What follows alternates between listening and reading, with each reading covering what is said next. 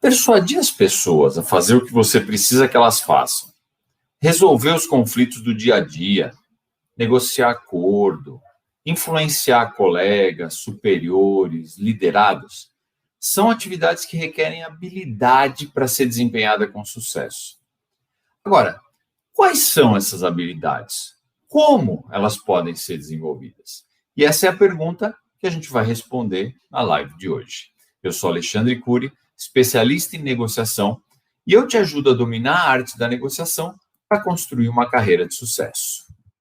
E na live de hoje, a gente vai falar sobre as habilidades do negociador de sucesso. Se você quer ser um profissional de alta performance, ser reconhecido por isso e aproveitar esse reconhecimento para crescer na carreira, você precisa desenvolver algumas habilidades específicas. A gente já sabe que o conflito faz parte da natureza humana e é inevitável. Então, as habilidades que fazem com que a gente resolva os conflitos de uma forma positiva são um diferencial na nossa carreira. São as habilidades que fazem com que a gente seja reconhecido como um profissional de alta performance. E as técnicas que permitem que a gente resolva os conflitos de forma positiva estão ligadas à negociação. A negociação é a ferramenta que permite que a gente faça isso. Isso vale para todos os campos da nossa vida. As habilidades de negociação vão ajudar não só a gente ser um profissional de alta performance, mas elas vão ajudar a gente a ser pessoas melhores. Porque os conflitos, na verdade, estão presentes tanto na nossa vida profissional quanto na vida pessoal. Agora, é importante perceber que habilidade é diferente de conhecimento. Como funciona isso? A habilidade é desenvolvida na prática. Agora, cuidado. Aquele bordão famoso que a gente conhece, que a prática leva à perfeição, não é totalmente verdade. Então, assim como eu imagino que você também conheça muitos profissionais experientes que já vêm usando as habilidades há muito tempo, mas estão longe da perfeição. E isso acontece por alguns fatores.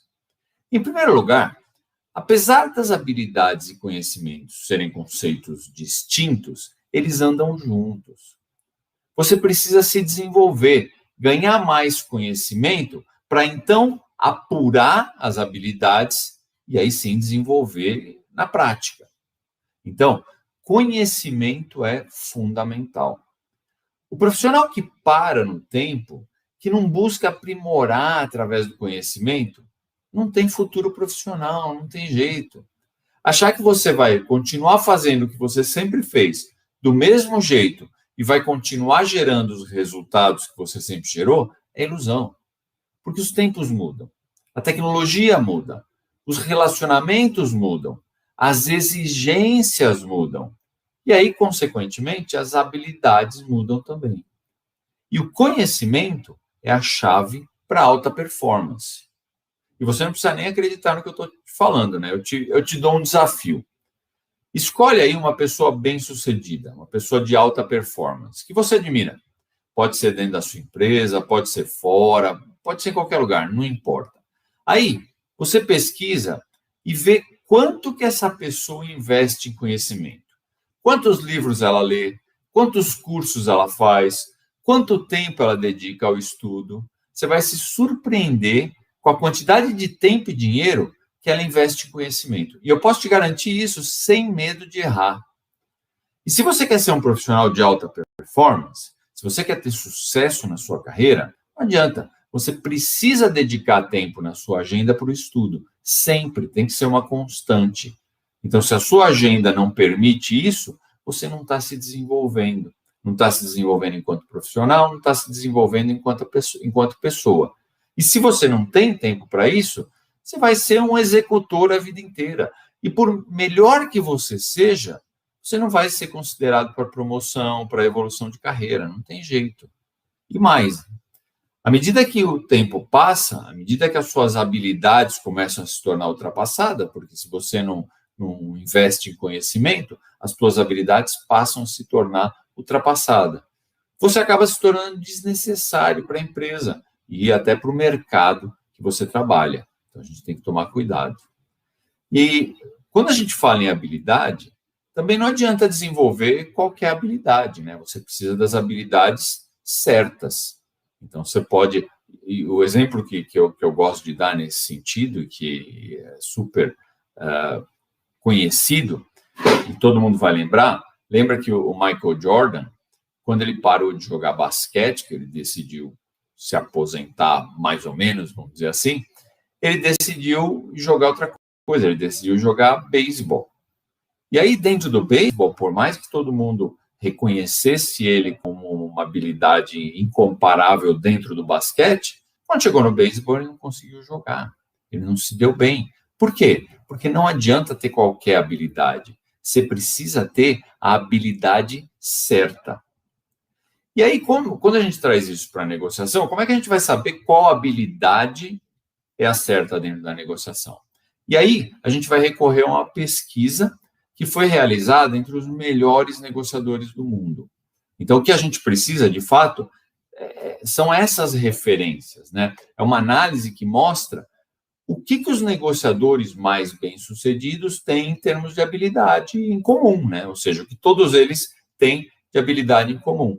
Porque isso faz a gente concluir que se a gente desenvolver essa mesma habilidade, a gente vai ter o mesmo sucesso que eles. Isso é a pura verdade. Se vocês pegarem, por exemplo, o Brandon Burchard, que é o maior, se não for o maior, é um dos top coaches de carreira do mundo, ele afirma que existem hábitos que se repetem entre os profissionais de alta performance.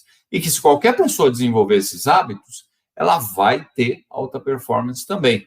Então, não é à toa, um dos livros dele chama High Performance Habits, ou Hábitos de Alta Performance. E onde ele tirou isso? Ele pegou todas as pessoas que ele deu mentoria e analisou quais eram as características, os hábitos de cada um que permitia que eles tinham alta performance. E ele reuniu isso num livro. E é o que ele está dizendo, é isso. Se a gente seguir esses hábitos, a gente também vai ter alta performance. E isso já era dito antes dele, né? Quando o Stephen Covey fez o best-seller, né? Os 7 hábitos das pessoas altamente eficazes, é exatamente isso, né? Ele reuniu os hábitos de pessoas de alta performance, sumarizou ali em 7 hábitos, e é o que eu disse, se a gente repetir isso, a gente vai ter sucesso também. E na negociação não é diferente. Aí, eu quero que vocês percebam o quanto é importante a gente identificar essas habilidades dos grandes negociadores, se nós mesmos queremos nos tornar negociadores de alta performance. Se a gente quer resolver os conflitos, resolver os problemas de uma forma positiva. E essa pesquisa que eu falei, ela foi conduzida globalmente, então ela tem, vamos dizer, um rastro internacional, ela independe da cultura, é uma empresa britânica, e é uma empresa que chama Huthwaite International. E ela fez a pesquisa, é muito interessante, né? Mas antes da gente entrar nos hábitos propriamente ditos, a questão que fica é o seguinte: como que eu vou definir um negociador de alta performance? Como é que eu sei que o negociador tem alta performance? E a pesquisa definiu 3 critérios no qual ela se baseou para falar, olha, esses são de alta performance ou não. Então, em primeiro lugar, o negociador tem que ser considerado eficiente pelos 2 lados. Então, a condição aqui é que os 2 lados envolvidos na negociação concordem na eficiência do negociador. Por quê? Aí você evita ter uma visão unilateral, uma referência unilateral. E por quê? A gente já sabe, já está mais que comprovado, que a melhor abordagem para uma negociação é a colaborativa. E com isso não significa que as 2 partes têm que ganhar a mesma coisa, ou que o meio termo é a solução. Pelo amor de Deus, o meio termo é a pior solução possível. Mas essa abordagem garante o seguinte, que o negociador vai identificar o que é valor para os 2 lados. E por mais que ele tenha um resultado espetacular, muito acima do que ele tinha pensado, o outro lado tem que se sentir atendido nos seus valores, nos seus interesses. Essa é a grande sacada. É quando você atende o outro lado, mesmo tendo para você os seus interesses maximizados, superados, né? Essa é a grande sacada que a gente tem dentro de uma negociação. O segundo critério para considerar um negociador de alta performance é que ele deve ter uma ficha, vamos dizer assim, de sucessos significativos, né? Claro, ele tem que ter resultado, então não adianta, é um critério básico para a gente identificar se o negociador é de fato de alta performance, que ao longo de um determinado período ele teve resultados excepcionais dentro ali das negociações.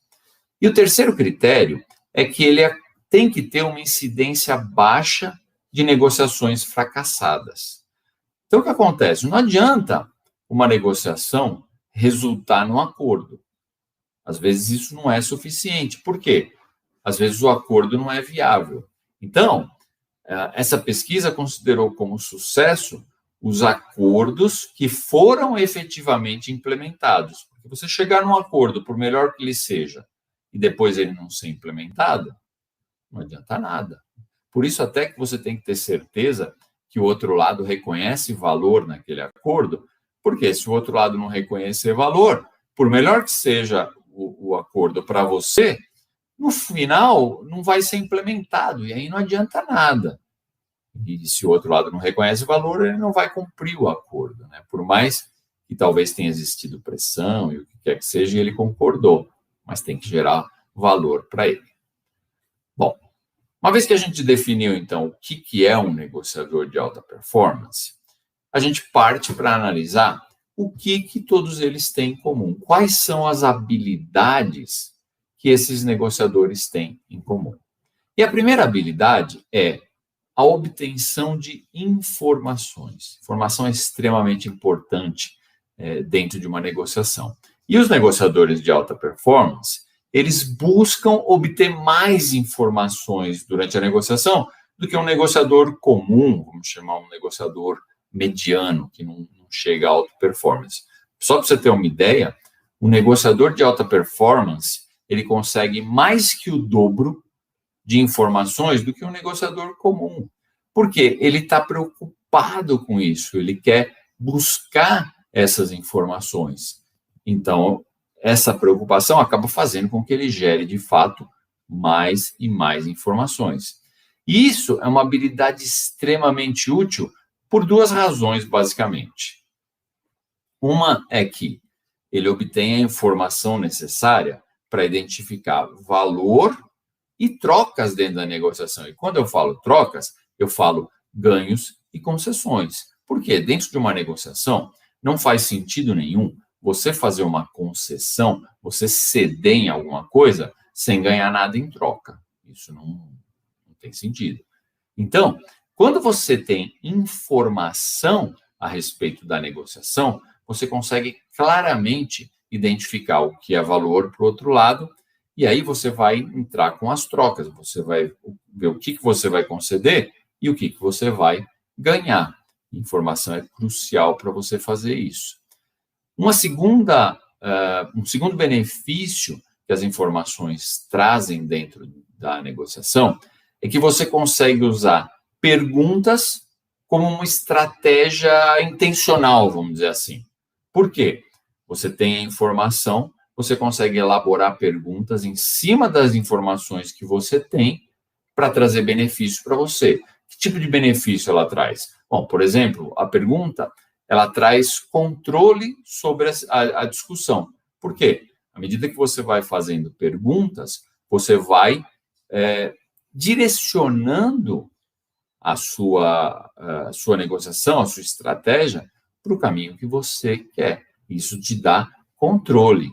Então, isso é muito importante, porque quando você tem controle, você direciona para onde você quer. As perguntas são interessantes também, porque elas são uma alternativa aceitável para sair de impasse. Então, o que eu quero dizer?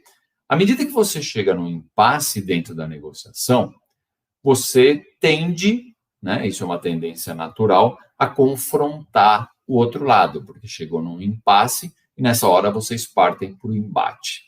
Uma forma que você pode fazer isso sem criar esse embate é através de perguntas.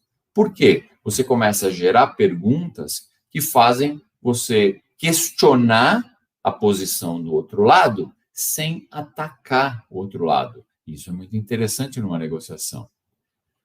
O que as perguntas fazem também é o seguinte, elas mantêm o outro lado ativo e ela reduz o tempo de raciocínio deles. Por quê? Quando você vai fazendo perguntas, o outro lado tem que estar, de fato, dentro ali da negociação, senão ele não consegue responder as suas perguntas. E à medida que ele está respondendo o que você pergunta, o que você quer, ele não consegue seguir na estratégia dele. Então, isso é interessante, pode ser uma vantagem interessante para você. E uma coisa que as perguntas dão para você mesmo é um espaço para respirar, para permitir que você consiga organizar os seus próprios pensamentos. Porque à medida que você faz pergunta, isso gera, então, uma necessidade do outro responder e te dá aquela pausa que você precisa para você poder pensar um pouco, organizar a sua ideia e redefinir a sua estratégia, né? É o que eu sempre falo, tempo numa negociação é crucial. Usar esse tempo estrategicamente é fundamental. Bom, vamos para a segunda habilidade, então. A segunda habilidade é teste de entendimento e a capacidade de resumir. Isso é um negócio muito legal, a gente vai explicar, mas isso é fundamental. A gente sabe que uma negociação, ela é, em grande parte, talvez na maior parte, um processo de comunicação, onde você coloca os seus pontos, o outro lado coloca os pontos dele, e tem uma série de especificidades dentro dessa comunicação que são importantes dentro de um processo de negociação. E aí, o que a pesquisa mostra? Ela mostra que os negociadores de alta performance, eles usam esses dois comportamentos, que é esse teste de entendimento e a capacidade de resumo, de uma forma bastante parecida. E eles usam isso muito mais que os negociadores comuns. Então, o que é? Vamos explicar direitinho o que é isso, né? O teste de entendimento é um comportamento que você estabelece se a outra parte entendeu exatamente o que você queria dizer, da forma como você queria dizer.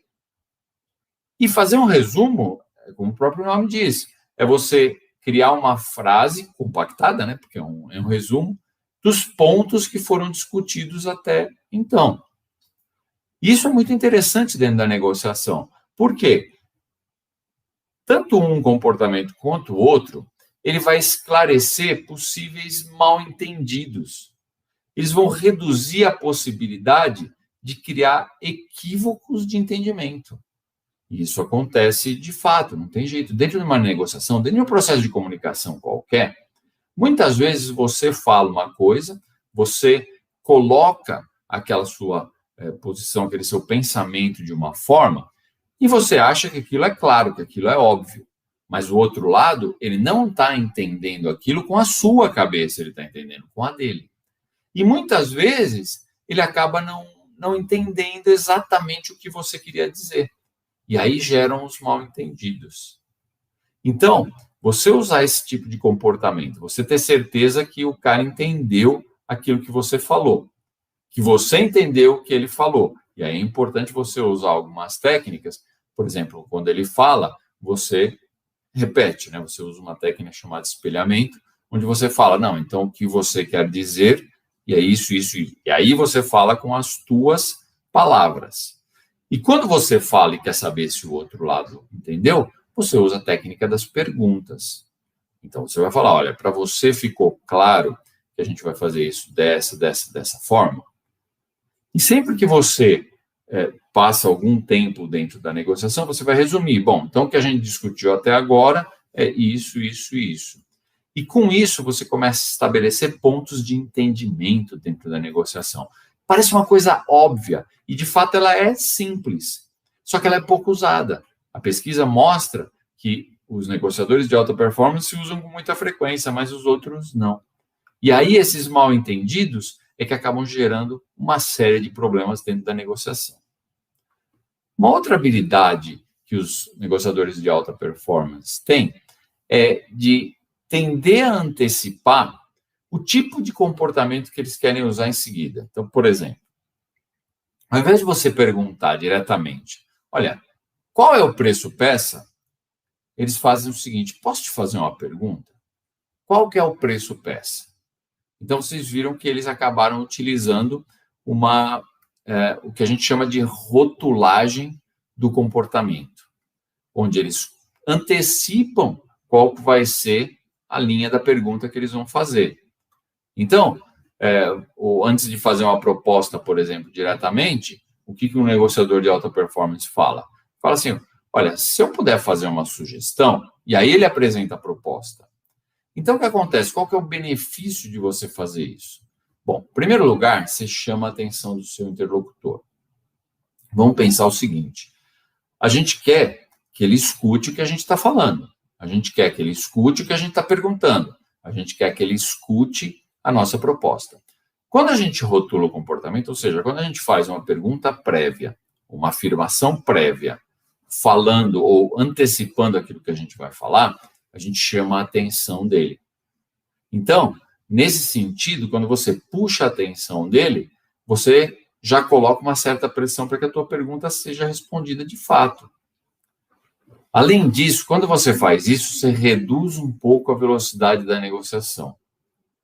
Então, você consegue, de novo, organizar os seus pensamentos. E o que é interessante é que você, psicologicamente, você causa um efeito no teu interlocutor. Por quê? Quando você faz isso, funciona assim. Você fez uma pergunta prévia. Então, assim, naquela outra pergunta que eu falei, por exemplo, você fala assim, posso te fazer uma pergunta?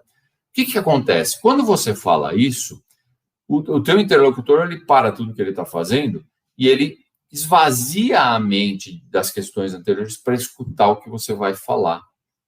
E isso é muito legal, porque você quer ele, de fato, entregue aquilo que você vai falar. Então, quando você faz isso, você meio que libera a mente dele das questões anteriores. Uma outra coisa é que quando você faz isso, sabe quando a gente está falando alguma coisa e a pessoa fica cortando? Quando você faz isso, quando você fala assim, ó, se eu puder fazer uma sugestão, você vai evitar que ele te corte. Por quê? Você pediu permissão para ele fazer uma pergunta, fazer uma proposta. Se ele te deu a permissão para fazer isso, ele tende a não ficar te cortando, ele tende a escutar o que você vai falar. E o que acontece também quando você faz isso, você direciona uma comunicação mais clara, mais objetiva. Agora, nesse processo, você precisa necessariamente tomar um cuidado. Por quê? Não é bom rotular comportamento de discordância. Então, o que acontece? Quando você começa uma frase falando assim, eu discordo, você gera um efeito emocional no seu interlocutor que ele não escuta mais nada que você tem a falar. Você fala assim, eu discordo, ele já gera uma postura defensiva, ele já fica bravo, como o cara pode discordar, e ele não escuta o que você tem para falar depois. Então, o que você tem que fazer? O negociador de alta performance, ao invés dele começar falando, eu discordo, não. Ele começa explicando as razões que justificam a discordância dele. E aí o outro lado escuta. E só depois que ele vai mostrar que ele discordou daquela proposta, porque aí ele se assegura que a outra pessoa entendeu quais são as razões e não vai bloquear a comunicação e não escutar mais o que você tem para falar. Uma outra habilidade dos negociadores de alta performance bem interessante é expressar os sentimentos. E a gente tem que deixar isso muito claro. Esse tipo de comportamento é quando o negociador faz afirmativas sobre o que está passando na mente dele. Então, o que acontece? Os negociadores de alta performance fazem isso para perceber a intenção que a outra parte tem com eles. Bom, por que isso? Quando você explica o que você está sentindo, o outro lado reage de alguma forma. Na forma como ele reage, principalmente em comunicação não verbal, que ele reage através de gestos, movimentação dos olhos e essas coisas, ele já mostra ao que ele veio. Então, se ele, vamos dizer, entender, se ele tiver algum impacto com aquilo que você falou, bom, sinal que ele está preocupado se ele está buscando uma negociação mais colaborativa. Se ele simplesmente não está nem aí em mostrar isso claramente, significa que ele já realmente está buscando uma negociação distributiva e a tua estratégia muda. Então, isso é interessante. E vamos exemplificar um pouco esse comportamento, que eu acho que a gente tem que deixar isso claro. Como ele faria? Que tipo de frase ele usaria para expressar esse sentimento negativo dele? Ele pode falar assim, por exemplo, eu não tenho certeza de como eu posso reagir à informação que você acabou de me dar. Eu até queria aceitar, mas eu não tenho certeza se essa informação é precisa. Podemos fazer uma verificação? Ou ele fala assim, eu estou muito preocupado que a gente tenha opiniões tão divergentes nesse ponto em particular. E isso é legal porque, ao invés de expressar uma discordância direta, né, porque normalmente, quando o outro lado coloca uma posição que é completamente diferente da que a gente tem e da que a gente acha justa, a tendência que a gente tem é falar, para de falar bobagem, isso é um absurdo. Mas quando você faz isso, você acaba gerando um comportamento defensivo que não é o que você quer. Agora, se você muda e fala assim, me preocupa muito que a gente tenha opiniões tão divergentes nesse ponto em particular, você está expressando uma discordância, mas não de uma forma direta. E isso faz toda a diferença. E um outro benefício que você tem quando você faz isso é meio psicológico. Por quê? Quando você expressa o que você está sentindo, você se humaniza perante a outra parte. E aí fica muito mais fácil ela demonstrar uma certa propensão a te ajudar. Por quê? Uma coisa é ela lidar com uma pessoa jurídica, vamos dizer assim, onde ela vai atacar e ela não está preocupada com os efeitos, com os resultados. Quando ela te enxerga como uma pessoa mais humana, ela passa a tratar como uma pessoa física. E aí é diferente, porque quando você trata com uma pessoa física, você tende a se preocupar um pouco mais, a ter mais critério, se você vai ofender, se você vai atacar, é muito mais difícil. Então, isso traz um efeito interessante. Agora, tem que ter um cuidado aqui, principalmente quando a gente fala, latino-americano, aí, a gente tem uma tendência a ser um pouco mais emocional nas coisas que a gente faz. Então, quando a gente fala em expressar os sentimentos, ninguém está falando aqui que a gente tem que começar a chorar na mesa, sabe, essas coisas, ou transformar a negociação numa choradeira, numa reclamação, tudo. E nem chorar literalmente, que vocês podem estar achando que é um exagero, mas eu já vi acontecer. Então, não é assim, né? A gente tem que expressar o nosso sentimento de uma forma clara, mas de uma forma não tão emocional, mas expressar aquilo que a gente está sentindo de uma forma realmente que o outro lado não tenha dúvidas.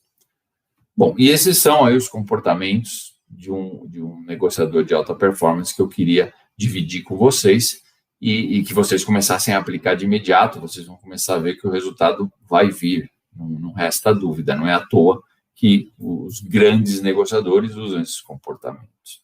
Agora, não adianta só a gente trabalhar nos comportamentos do que a gente tem que fazer, do que a gente deve fazer.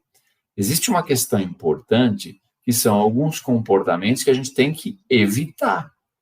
São comportamentos que não contribuem dentro da negociação. Então, é importante a gente olhar para isso também. Existe um comportamento que tem que ser evitado, que é a utilização de elementos provocadores, que a gente chama. O que são isso? O que são esses elementos, né? Existem certas palavras, certas frases, que elas são usadas normalmente dentro de uma negociação, mas, ao invés de persuadir o outro lado a fazer aquilo que você quer, eles geram um efeito contrário. Eles causam irritação no outro lado. E quando você causa irritação no outro lado, você bloqueia a comunicação e isso não te ajuda em nada. Vamos pensar o seguinte, você tem que resolver um problema. Você não consegue resolver esse problema sozinho, você depende de uma outra pessoa. Se você depende de uma outra pessoa para resolver o seu problema, seria muito bom que ela estivesse do teu lado te ajudando a resolver o problema e não contra você. Então, quando você ataca, quando você provoca ela, você causa uma irritação e a pessoa passa a trabalhar contra você ao invés de a favor de você. Isso parece ser bastante intuitivo, e de fato é, mas não acontece na prática, na grande parte das negociações que a gente tem. Se a gente for falar em termos, vamos trazer isso mais para a prática. O termo mais frequente usado em negociações, que é considerado um provocador, é o termo oferta generosa. Toda vez que você usar esse termo dentro da negociação, isso é uma oferta muito generosa, você causou irritação do outro lado. Você está provocando o outro lado. Por quê? Porque parece que você está realmente mostrando e fala assim, isso. Às vezes o cara não considera uma oferta tão boa. E quando você fala, se a minha oferta é generosa e eu não acho que ela é generosa, então eu sou o cara mal da história. Então isso acaba irritando o cara. Tem umas outras palavras também, que são palavras de carga positiva. Só que elas não têm um valor persuasivo quando você utiliza elas em benefício próprio. Quais são elas? Palavras como justo e razoável. Quando você usa isso no teu benefício, eles acabam se tornando irritadores. Por quê? Você fala assim, olha, essa proposta que eu estou fazendo é mais que justa. Ou você fala para o cara assim, isso é justo que você me reconheça esse aumento de preço. O que acontece? Como que o outro lado percebe? Ora, se é justo, se você está dizendo que é justo, e ele não pode reconhecer aquilo, quer dizer que ele é injusto? Quer dizer que ele não é razoável? Então ele percebe isso como um ataque. Ele fica irritado. Então a gente tem que evitar esse tipo de palavra em benefício próprio. Você pode usar quando vem dele, por exemplo, se ele te faz uma proposta, você pode falar assim, olha, eu acho que essa é uma proposta extremamente justa. Aí é legal usar essa palavra, porque ela tem realmente uma carga positiva. Ela só não é boa quando você usa no seu benefício. Então, se você pegar o dele e falar assim, essa proposta me parece bastante razoável, mas eu tenho um ponto aqui que eu precisava discutir com você. Isso é legal numa negociação. Isso vai ser muito bom. Agora, se você vai falar assim, a minha proposta é muito razoável, aí o outro lado vai se irritar. Então, toma cuidado com isso. E a outra coisa que essa eu acho que é bastante óbvio, mas que acontece muito nas negociações, é que os negociadores de alta performance, eles evitam insultos, julgamentos desfavoráveis, esse tipo de coisa. Por quê? Como eu disse, você precisa do seu interlocutor como parceiro para resolver um problema. Se você vai insultar o cara, se você vai falar que o que ele está fazendo, vai julgar o que ele está fazendo, dizendo que aquilo lá não faz sentido e tal, você vai ter ali um inimigo ao invés de ter uma pessoa do seu lado. Uma outra coisa que a gente tem que evitar de qualquer forma numa negociação são as espirais de ataque e defesa. Isso funciona assim, né? Eu acho esse nome fantástico porque é exatamente como funciona. O que acontece é que você ataca, ou o outro lado ataca. Quem começa não importa. Ataca. Quando um ataca, o outro defende, aí o outro ataca de novo, aí o outro defende, e a gente entra numa espiral de ataque e defesa. E não adianta. A gente tem que ter em mente o seguinte, toda negociação envolve o conflito. Por quê? Se os dois concordam com alguma coisa, eles vão lá e fazem. Se você está numa negociação, é porque as duas partes têm alguma posição conflitante. E aí, quando você entra num conflito, se você se deixar envolver emocionalmente, você entra numa espiral de ataque e defesa fácil. E eu já vi espirais de ataque e defesa causarem transtornos gigantes dentro de uma negociação. Por quê? Emocionalmente, a gente se inflama. E à medida que começa ataque e defesa, a gente vai piorando, piorando, piorando. Quando a gente vê, a gente está partindo para ataques pessoais, insultando a outra pessoa. E é terrível. Eu já acompanhei uma espiral uma vez de ataque e defesa, onde eu não estava envolvido, era uma outra pessoa e eu estava assistindo. Aquilo é terrível, é constrangedor, porque você está vendo o que está acontecendo, Você não pode fazer nada, a pessoa está super envolvida, chega num determinado ponto, ela está ofendendo o outro, é uma loucura isso. Então, a gente tem que tomar muito cuidado. O que a gente tem que pensar é o seguinte, a gente tem um objetivo principal dentro de uma negociação. A gente quer garantir os nossos interesses, garantir que esses interesses sejam, de fato, atendidos. Quando a gente entra numa espiral de ataque e defesa, a gente se afasta do nosso objetivo. E é tudo que a gente não quer, a gente precisa focar. Então, a gente não pode entrar nesse tipo de comportamento. E aí, muitas vezes, talvez você tenha que fazer um ataque, colocar uma certa pressão num determinado momento. Mas você tem que fazer isso de uma forma indireta, de uma forma que eu diria até gentil, para que você não gere uma resposta de defesa e aí não entre numa espiral. Você tem que fazer isso de uma forma mais suave, mais delicada, de forma que o outro lado isso seja tão sutil que o outro lado não vai perceber que você está fazendo isso. Bom, então com isso eu fecho as habilidades, tanto que você tem que fazer, como as que você tem que evitar. Então essas eram as habilidades que eu queria discutir com vocês hoje. Então o que eu queria fazer agora era responder as dúvidas no chat aí. Então você que está no Instagram, no YouTube, no Facebook, só coloca aí no chat as suas dúvidas que eu vou responder. Tem uma aqui, acho que apareceu enquanto eu estava falando, mas se eu vou buscar o que é valor para o outro, como eu vou garantir que o meu interesse seja atendido? Não seria melhor eu me preocupar somente com o meu interesse? Bom, o que acontece se você preocupar só com o seu interesse? Essa é uma coisa bastante intuitiva, né? Eu até vou contar uma história que aconteceu hoje para vocês, e eu vou contar uma história bem interessante, né? Hoje o meu filho, o Léo, ele chegou para mim e falou assim, olha, pai, eu estava assistindo lá um youtuber e ele fez um negócio legal, ele foi numa loja de brinquedo e a loja deixou ele pegar o que ele queria de graça. A loja não cobrou nada, então ele entrou e pegou o que ele queria. Eu quero também. Eu falei para ele assim, pô, legal, ótimo. Agora, o que você tem que oferecer para a loja? Ele falou assim, como assim? Eu falei, por que a loja ia deixar você entrar lá e você pegar qualquer brinquedo que você quiser sem pagar? Você não acha que a loja tem que ter algum benefício com isso? Ele falou, bom, o que a gente então pode dar para a loja deixar eu fazer isso? Fala, vamos lá, me fala você, qual que é, o que você acha que você pode oferecer para a loja, que seja alguma coisa interessante para eles e que você possa fazer sem gastar muito, tem que ser uma coisa que você pode fazer e que eles vão te deixar fazer isso.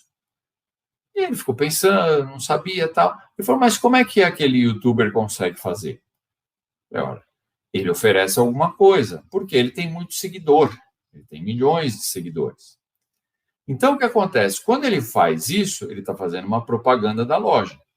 Então, muitos seguidores dele, porque confiam no que ele fala, porque acreditam nele, vão acabar comprando alguma coisa da loja. E até dei um exemplo para ele numérico para ele entender legal. Vamos imaginar que você vai na loja e você gasta, de tudo que você pega lá, custou R$100 para a loja. A loja vai gastar R$100, você não vai pagar os R$100. Mas aí, você tem lá, sei lá, você tem 1 milhão de seguidores. Desse 1 milhão de seguidores, vamos imaginar que 1.000 seguidores vão ir nessa loja e vão gastar R$10 cada um. Quanto dá? Eles vão gastar, então, R$10.000. Percebe? Então, o que foi bom para a loja?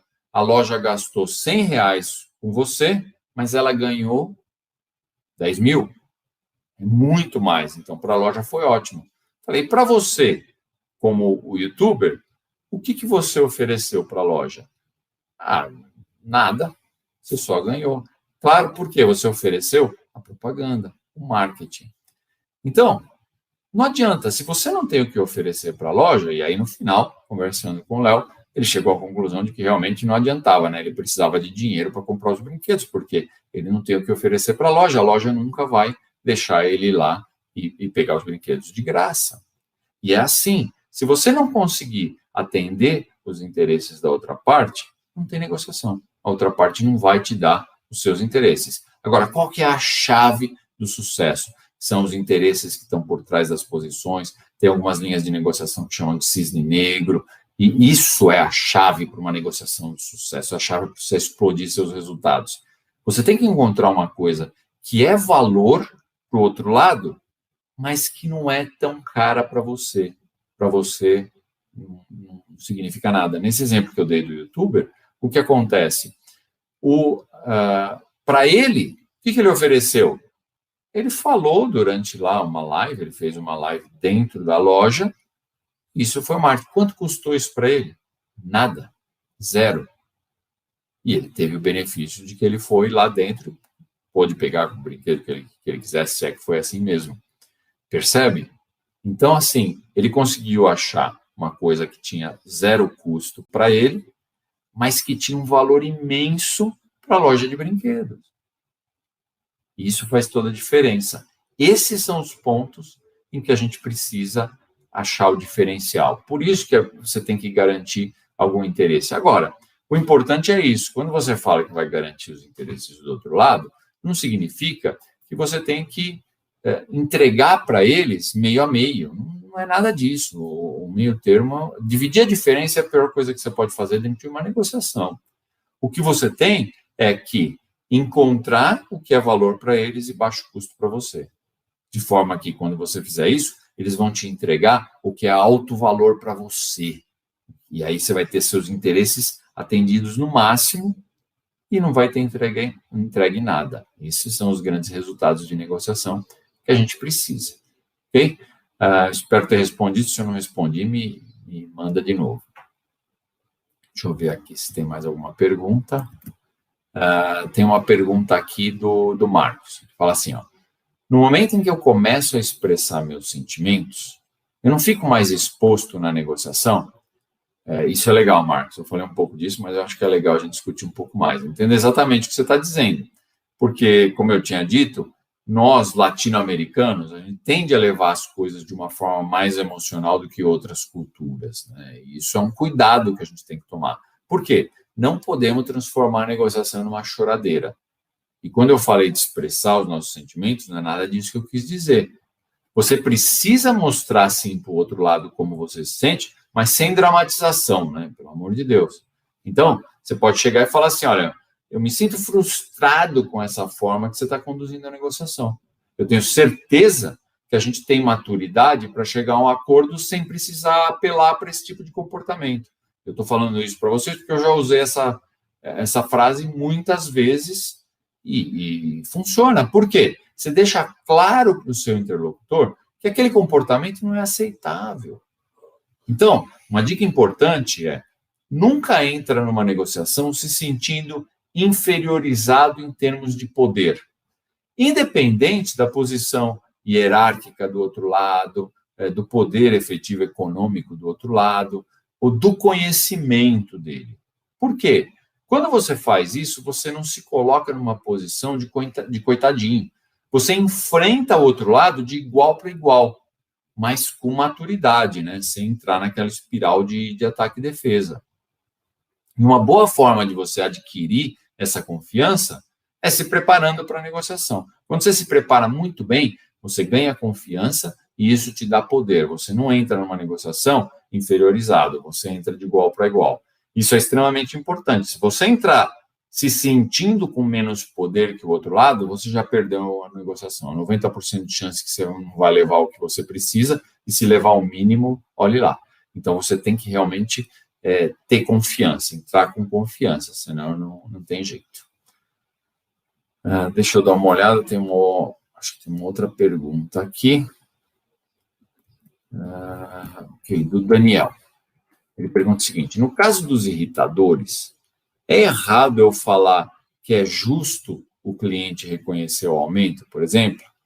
A gente falou um pouquinho disso também, né, Daniel? É complicado eu falar em certo e errado. Dependendo das circunstâncias, talvez você possa até usar, mas eu não recomendo.